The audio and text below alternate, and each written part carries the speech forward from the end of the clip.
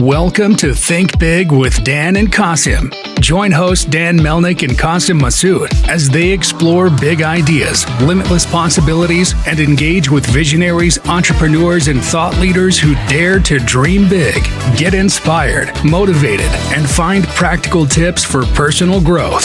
Think big, dream bigger, and ignite your potential.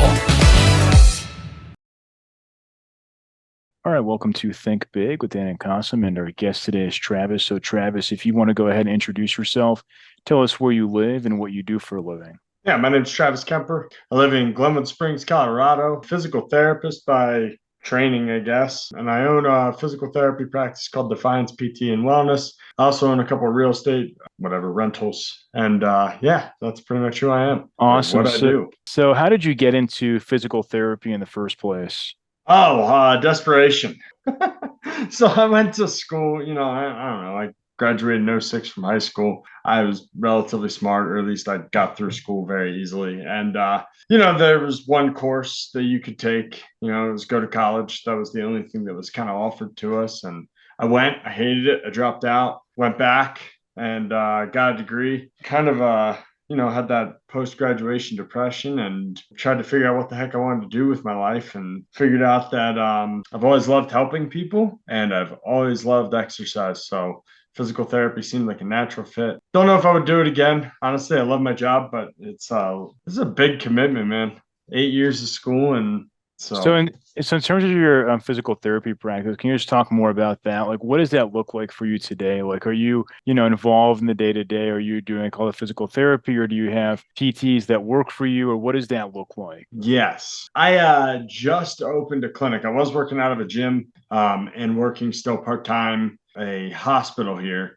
And then I just opened my own clinic in October. So like a month and a half ago. I think I've been open for 6 weeks, and hired another PT. I sub out to another PT when I need specifically hand therapy. And I have an admin that both my PT and the admin work on commission. So I don't have, my only overhead is the clinic space, and then I do the rest. But yeah, as far as like management and stuff, it's been all me until about 4 weeks ago. I got the admin onboarded, and she's taken a lot of the crap that I really don't like to do off my hands.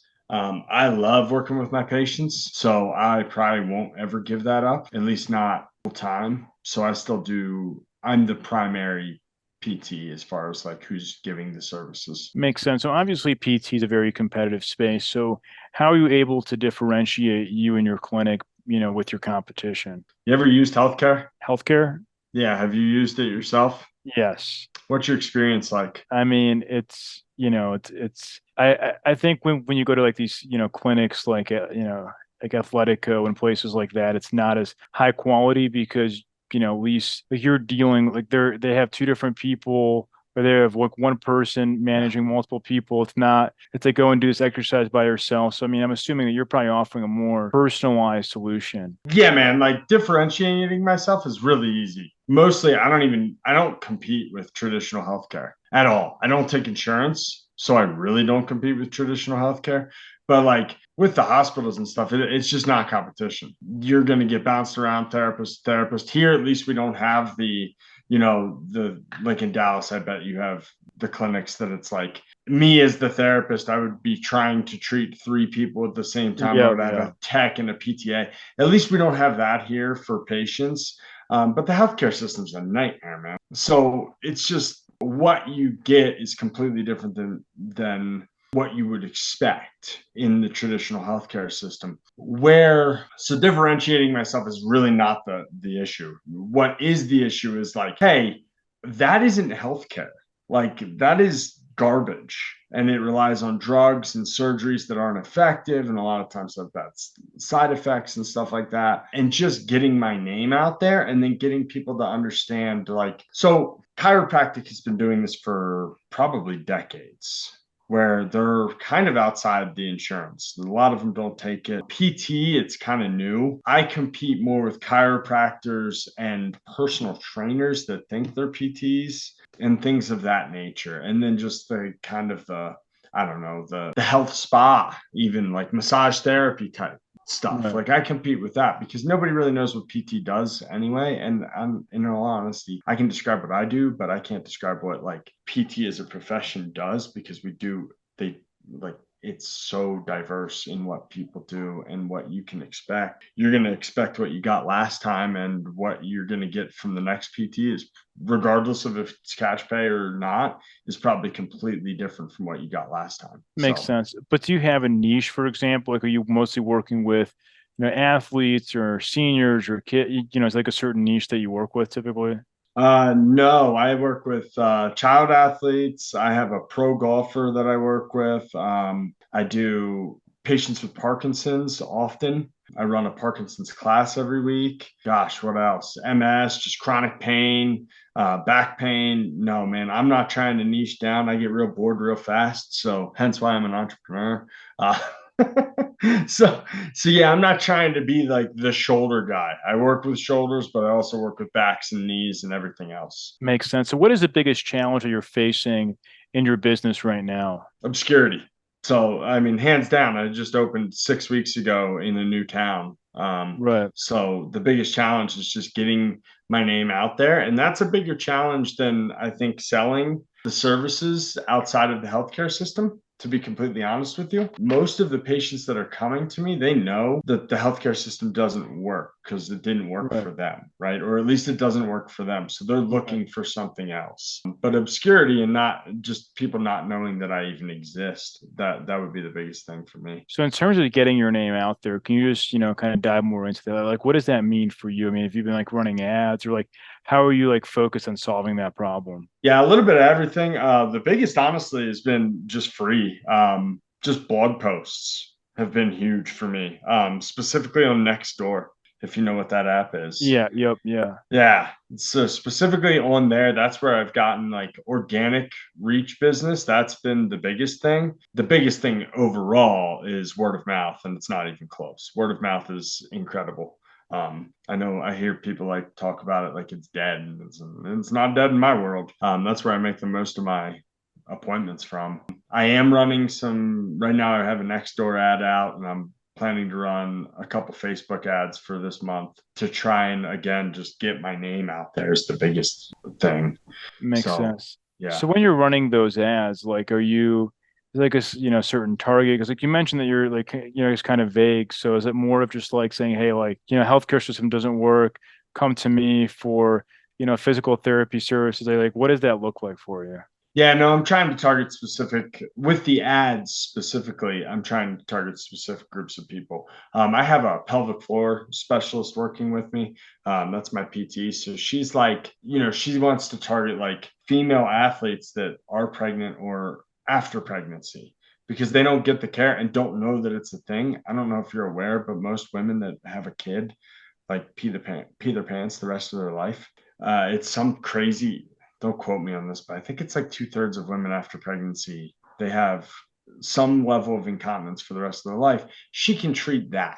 Yeah. So obviously that I'm not going to target you, Dan, with the All right. same ad as I'm targeting the clientele for her. Right. So it's kind of targeting specific patient groups, maybe a shoulder pain ad for CrossFitters or something like that.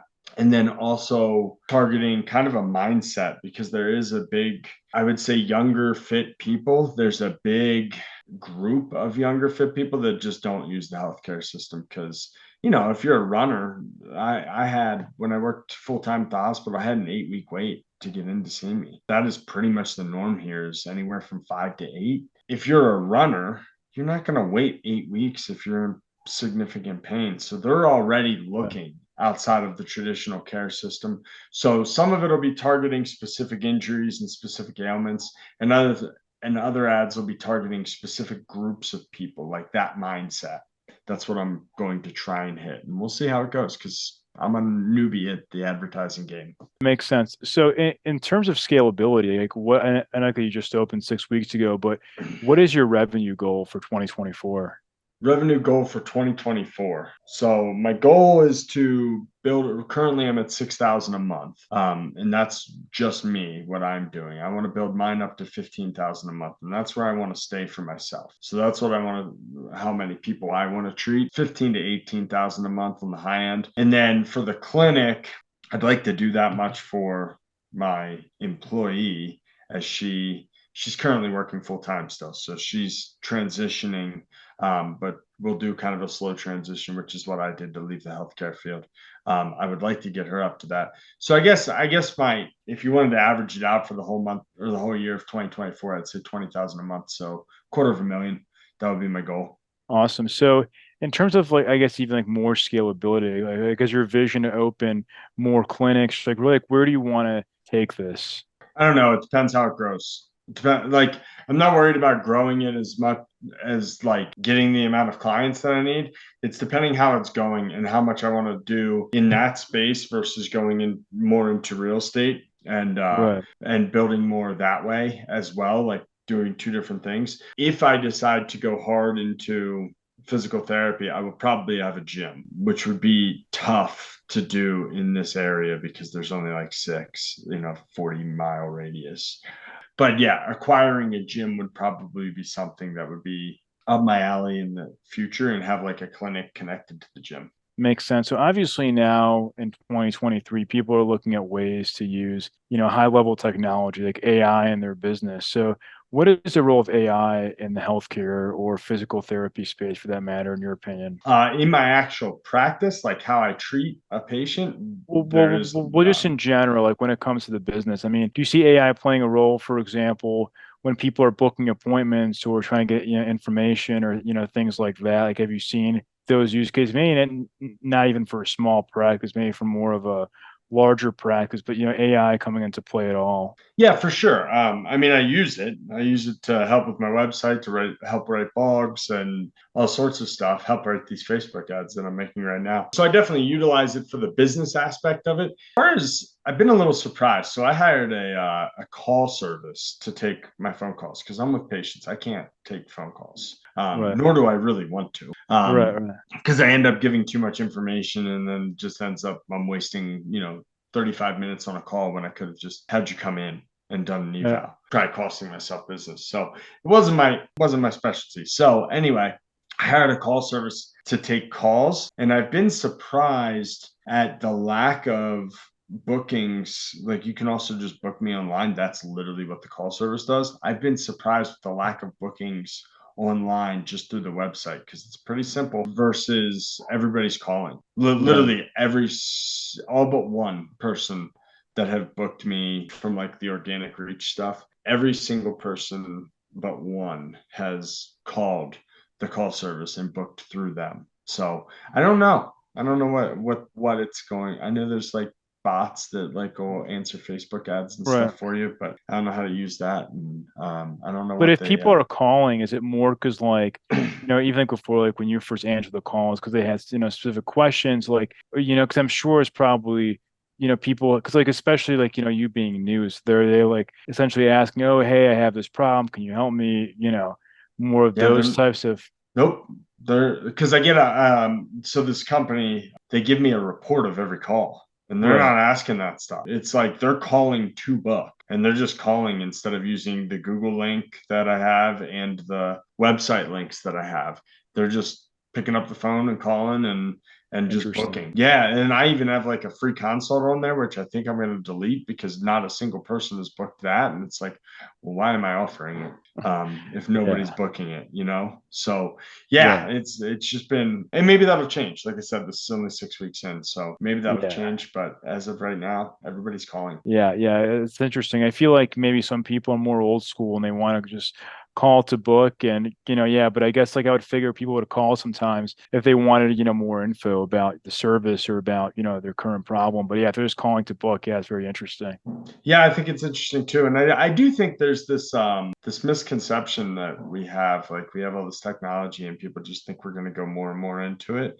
And what I see, like I've heard people in healthcare be afraid of it, Right. and what I see is like it's more and more driving people to want this personal touch. Like they Right. want me to be with them and touch them physically and be there to have a real conversation with them. That's what I see. So I like a lot of people are fearful about like, where's the profession going? I'm like, I don't think a robot's ever going to be able to do the job, but I know that a robot can't ever give you, I mean, maybe in the future, but at this point, they're nowhere close to being able to give you the personal touch that I can provide. So I actually, Yeah, for sure not we're doing the craving job. it. No, yeah, definitely not. I mean, maybe customer service, but yeah, doing Yeah. your job for sure. I would not, I don't think anybody, at least now or anytime soon, would trust a robot to do physical therapy with them. No, but there's fear of it, man. Well, and here's the thing that like you can go to Chat GPT and you can say, I have shoulder pain. It hurts when I do this, and it'll come up with a treatment plan that is legit, Right, right? right, You can do this for your personal training. right.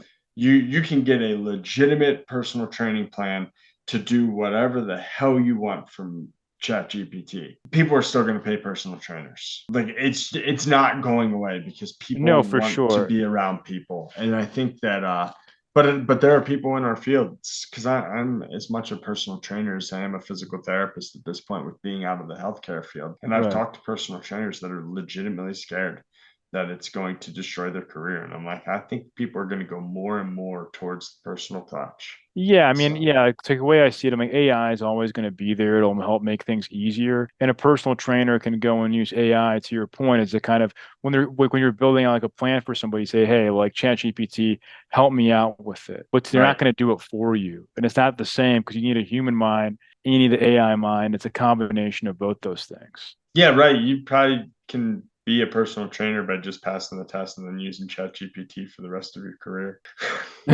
Right, right. Yeah, yeah, exactly. So in terms of so like essentially like your vision or kind of what you're looking at is combining a gym with the physical therapy and owning both in one. Essentially, like if we were talking a few years, that's kind of what you're looking to do. Well, that's kind of already what I do, but my whole facility is 1,000 square feet. There's two private Right, treatment rooms and a little kind of office area. So, right, and then there's like a 500 square foot gym. So it's like exactly what you just described. right, I have a squat rack and 500 pounds of weights and basically a replacement for a cable machine. And I got a bike and a right. rower and a new step and all the things that you would get in a normal PT place or a gym. So like the golfer that I work with, we're not doing PT anymore. We're doing performance training for her golf game. So yeah, it's already that. It's just it would have to expand. If my business expands dramatically, I can't have more than 2 to 3 people at a time in Right. my clinic. Not that I'm going to Right. handle 2 to 3 at a time, but like, you working with